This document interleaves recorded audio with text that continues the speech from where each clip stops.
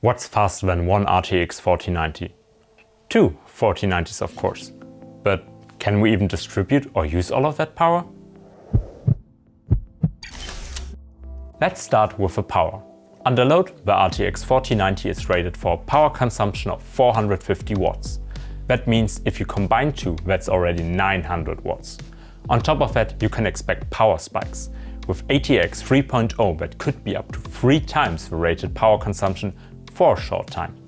Meanwhile, let's not forget the power needs for the rest of the system, like the CPU, the fans, or the hard drives, especially if you plan to overclock your components for even more performance.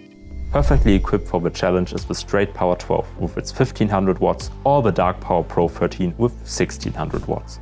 Just to visualize how much wattage that is, 8 people would really need to push themselves on bikes to achieve that power. Now we know how we're gonna supply the system with all that power, but at those wattages, even the distribution is interesting. Formerly 6 or even 8 PCIe 8-pin cables were required for the 2 graphics cards. Nowadays, a single 12-volt high-power cable is rated for 600 watts of continuous load.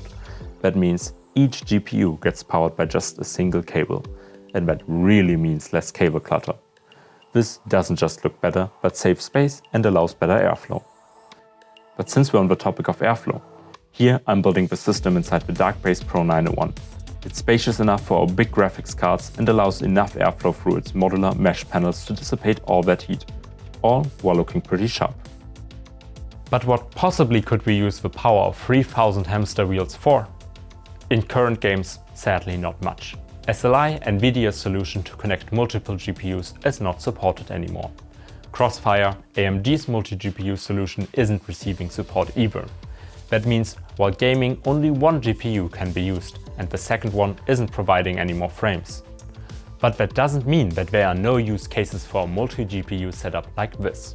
For example, this is a perfect setup for a 3D artist. Here you can see a frame being rendered in Blender. If you only use one GPU, that takes nearly 3 minutes.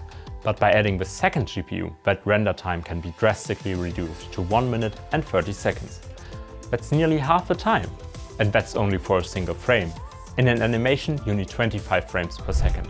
That means for a 1-minute animation, you spend 38 instead of 70 hours rendering.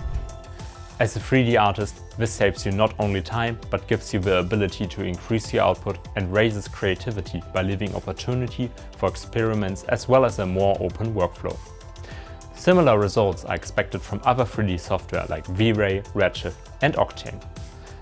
And other use cases include research, mining, or AI applications. How important these setups are for the future, especially for AI, will be seen. What's your opinion? Would you build a multi-GPU system?